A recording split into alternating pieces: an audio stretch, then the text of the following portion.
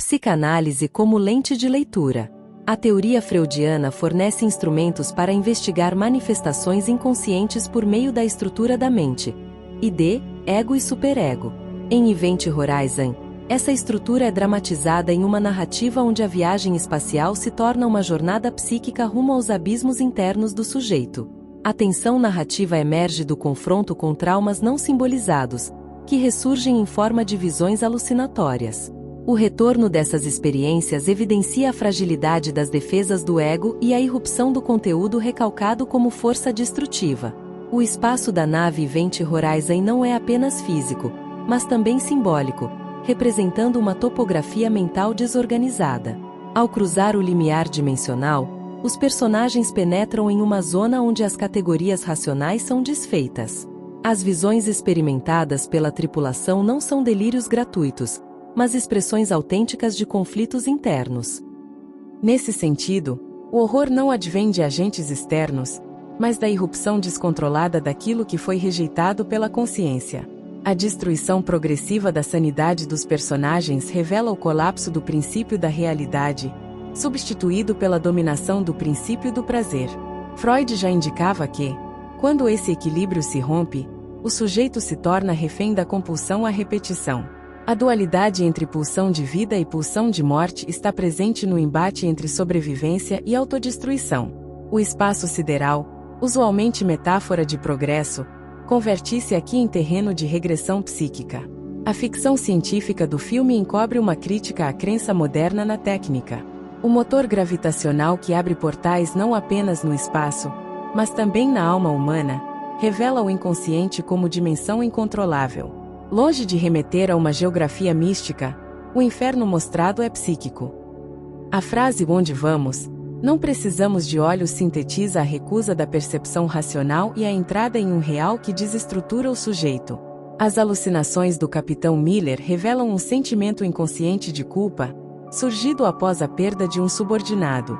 O episódio configura-se como trauma não elaborado, cuja energia psíquica retorna em forma de figura espectral e ameaçadora. A doutora Peters é dominada pela imagem do filho debilitado, cujo sofrimento se torna núcleo de um luto cristalizado. A recusa simbólica da perda transforma a dor em impulso de autodestruição, ilustrando os riscos do afeto congelado. A esposa morta de Weir aparece como entidade acusatória, representando o superego em sua vertente mais punitiva. As visões reforçam a ideia de que o psiquismo cobra a negligência emocional através de manifestações que ultrapassam o controle consciente. Os corredores da Event Horizon tornam-se palco onde se encenam conteúdos reprimidos. O ambiente reage aos traumas pessoais de cada sujeito, como se fosse um espelho deformado que devolve à consciência aquilo que ela se esforça por esconder. As mortes não ocorrem por ameaças externas comuns, mas por atração ao núcleo traumático. O que leva os personagens à destruição é o apelo inconsciente de revisitar o evento não simbolizado, ainda pulsante e ativo na constituição do eu. Freud afirma que o trauma não elaborado retorna sob forma de compulsão à repetição. No filme, isso se manifesta por meio da atração quase hipnótica que os personagens sentem pelos elementos associados à dor original. O passado não permanece encerrado. Ele se atualiza, invade o presente e molda decisões. A estrutura narrativa da obra confirma a tese de que o inconsciente é atemporal, capaz de tornar o antigo novamente atual e ameaçador. O colapso da missão simboliza a falência das defesas egóicas diante da força avassaladora do conteúdo reprimido. O que se desintegra não é apenas a nave, mas a integridade psíquica dos sujeitos que não suportam confrontar suas próprias verdades. A realidade alternativa acessada pela nave não representa apenas um cenário fictício, mas a encarnação psicanalítica do id em sua forma mais radical.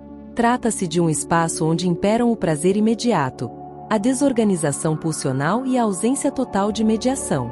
Os corpos mutilados, as autolesões e os registros de sadismo entre a tripulação anterior traduzem visualmente a prevalência da pulsão de morte. A destrutividade não visa um objeto externo, mas retorna ao próprio corpo, que se converte em alvo da excitação mortífera. Freud concebe a pulsão de morte como um vetor de retorno ao inorgânico. Essa tendência regressiva encontra expressão fílmica na dissolução da matéria e na desintegração subjetiva provocadas pela nave, cuja ação anula qualquer princípio de coesão vital. O confronto com a dimensão desconhecida desestabiliza o ego, que perde sua capacidade de filtrar estímulos e distinguir alucinação de fato. Essa ruptura abre caminho para a emergência bruta do inconsciente, que toma o lugar da racionalidade. As leis físicas violadas pela nave remetem ao colapso de toda forma de ordenação simbólica. Assim como a entropia destrói sistemas estruturados, o contato com o núcleo traumático provoca a ruína do aparelho psíquico enquanto instância de mediação. As imagens de corpos em sofrimento remetem à ideia de um corpo que não deseja prazer, mas gozo. Trata-se do sujeito em estado de pura excitação, capturado por um mais além do princípio do prazer, onde dor e êxtase se confundem. A violência encenada pelos antigos tripulantes não é apenas autodestrutiva, mas também sádica. A morte do outro torna-se meio para a realização pulsional, revelando a dissolução da alteridade e a dominação absoluta do desejo primário. Quando o ID toma o comando, não há espaço para normas, vínculos ou compromissos. A nave, como metáfora do inconsciente desregrado, ilustra uma situação limite onde a destruição de si e do outro é o único destino possível. O desfecho trágico do Capitão Miller evidencia a força coercitiva de um superego implacável. Seu sacrifício final para destruir a nave e salvar os sobreviventes representa a internalização de uma ordem moral que ultrapassa a autopreservação. O gesto transcende o heroísmo, expressando a culpa primitiva do pai simbólico que deve se imolar para preservar a geração futura, conforme os impasses edípicos descritos por Freud. A frase dirigida a Stark, "Salvice do inferno", não é um apelo racional, mas um comando ético originado no núcleo superegóico. Tal imperativo não concede espaço para ambivalência ou recuo. No campo da psicanálise, esse tipo de ordenamento se relaciona à sobrecarga de culpa inconsciente, deslocada para atos expiatórios que visam reparar um trauma psíquico não elaborado, como o abandono de Peters. Enquanto Miller encarna um superego ético, Weir transforma-se na expressão de um superego sádico. Ao ser consumido pela entidade psíquica da nave, sua racionalidade se corrompe e sua fala passa a refletir um discurso de fusão com o sofrimento. A frase "liberem-me deste corpo de dor" simboliza o desejo de fusão com o objeto perdido, porém por vias destrutivas, com prazer no despedaçamento do eu. A degradação física de Weir não apenas comunica a violência externa do ambiente, mas expressa um movimento regressivo interno. O corpo em estado de esfacelamento remete à pulsão de morte que, ao não encontrar canal de sublimação, retorna contra o próprio sujeito. O masoquismo se instala como modo de reencontro com a perda original, num ciclo em que dor e gozo se tornam indiscerníveis. O que emerge na conduta de Weir não é apenas uma forma deformada do amor perdido, mas a internalização de uma instância moral que pune sem mediação. A visão da esposa morta atua como figura de um superego que julga e condena incessantemente. Freud descreve esse fenômeno no contexto da melancolia, onde o objeto perdido é introjetado e atacado incessantemente pelo eu transformado em censor cruel. A destruição da nave e o desaparecimento de Miller podem ser lidos como a atualização de um arquétipo de expiação. A viagem não tem retorno porque o trauma foi vivido de modo absoluto, e a redenção só é possível mediante o apagamento do agente superegóico. O desaparecimento do capitão sugere que a cura da psique contaminada exige não apenas confronto com o real, mas eliminação da instância que o sustenta. A oposição entre Miller e Weir não se reduz à dicotomia herói versus vilão, mas expressa uma tensão entre duas manifestações do superego. De um lado, a moralidade estruturante, que busca preservar o outro. De outro, a instância que exige aniquilação para punir falhas inconscientes. Ambos sucumbem ao mesmo campo pulsional, mas por caminhos opostos, um pela renúncia, outro pela absorção. No interior simbólico da Event Horizon, o juízo não se opera por mediação simbólica, mas por automatismo pulsional. A máquina do superego, em sua forma mais pura, não perdoa, não escuta e não negocia. O tribunal é interno, inconsciente e inescapável. Assim, a nave se converte na encarnação de um aparelho psíquico onde o superego reina absoluto, e onde o ego só pode escolher entre submissão ou destruição. O colapso mental dos personagens expressa o desamparo fundamental do sujeito frente ao traumático. Freud conceitua essa condição como Hilflosigkeit, um estado de impotência original frente às intensidades psíquicas sem representação simbólica. A nave, nesse contexto, reproduz o espaço onde as defesas entram em falência, revelando o eu exposto à pura pulsão sem barreiras de contenção. A estrutura interna da Event Horizon funciona como metáfora de um aparelho psíquico em colapso. Sem a mediação adequada do ego, o recalcado retorna de forma alucinatória, invadindo o campo consciente. A configuração labiríntica dos corredores expressa a perda de orientação simbólica, onde a racionalidade não encontra saídas e é substituída por compulsões de repetição. A dimensão infernal acessada pela nave não se limita à estética do horror, mas representa a elevação do inconsciente a uma escala cósmica. Essa esfera onde Thanatos domina expressa um inconsciente desregulado, onde a pulsão de morte se emancipa da mediação simbólica e torna-se princípio organizador. O horror não é externo, é o próprio psiquismo desvelado em seu núcleo mais cru. A recorrente mutilação ocular, culminando na cegueira auto-infligida de Weir, revela o terror diante daquilo que se mostra sem véus. Freud associa a perda da visão ao medo da castração, mas no filme o gesto aponta para algo mais radical: a impossibilidade de suportar o real. O olhar que tudo vê é punido por acessar aquilo que deveria permanecer recalcado, selando o destino da subjetividade. Ao abandonar as defesas do ego, os personagens se aproximam da experiência do gozo, entendida como prazer além do princípio do prazer. Esse estado, descrito por Lacan, implica a travessia de limites estruturantes do eu, conduzindo à despersonalização. A nave converte-se em corpo gozante, que consome a integridade subjetiva em nome de um excesso inassimilável de presença pulsional. Exploração espacial como investigação do inconsciente. A viagem interplanetária serve como analogia à incursão psicanalítica no campo do inconsciente. Assim como a física enfrenta forças imensuráveis como buracos negros e entropia, a psicanálise se debruça sobre traumas, recalques e pulsões. O desconhecido não está fora do sujeito, mas contido em camadas profundas que resistem à simbolização. O fracasso da racionalidade científica diante da dimensão desconhecida aponta para os limites do saber objetivo. A Event Horizon, enquanto projeto científico, transforma-se em veículo do irracional. A psicanálise, por sua vez, reconhece que o saber inconsciente não se articula por lógicas empíricas, mas por condensações, deslocamentos e retornos do reprimido. O filme conclui afirmando que o verdadeiro inferno não está em outra dimensão espacial, mas nas profundezas da própria mente. O horror vivido não é produto de monstros externos, mas manifestação do que foi recalcado e volta em forma de ruína psíquica. Sem a capacidade de elaborar simbolicamente os conteúdos traumáticos, resta apenas o confronto com a pulsão em estado bruto. A estrutura conceitual da psicanálise freudiana permite investigar, por meio da análise simbólica, os movimentos internos da mente humana em suas zonas mais obscuras. Em Event Horizon, 1997, a jornada espacial assume contornos que transcendem a ficção científica e se aproximam do horror psicológico, onde a nave perdida torna-se metáfora do inconsciente desestruturado. A nave não é apenas um artefato técnico, mas um espaço simbólico em que a racionalidade é corroída pelo retorno do recalcado.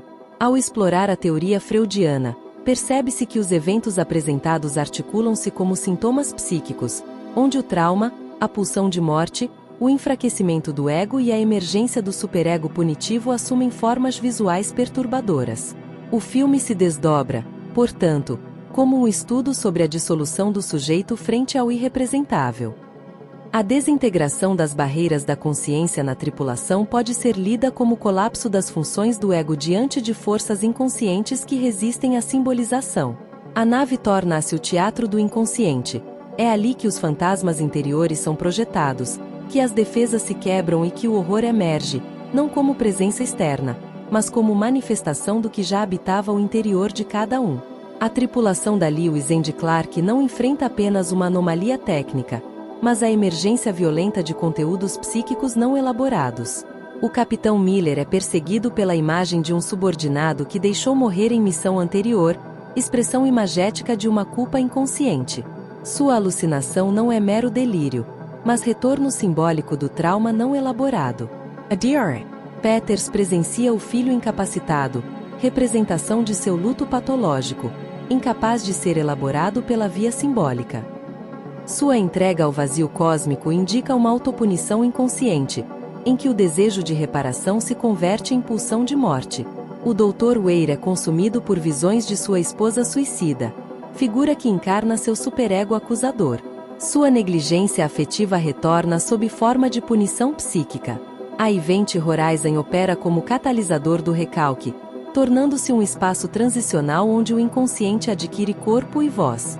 Os fantasmas que assombram cada personagem não pertencem a outro mundo, mas são projeções daquilo que foi expulso da consciência. O que retorna não é novo, mas aquilo que sempre esteve presente, latente, esperando fissuras no ego para emergir. A dimensão infernal aberta pela nave não é apenas um local exótico no cosmos, mas a imagem simbólica da pulsão de morte, segundo a teoria freudiana.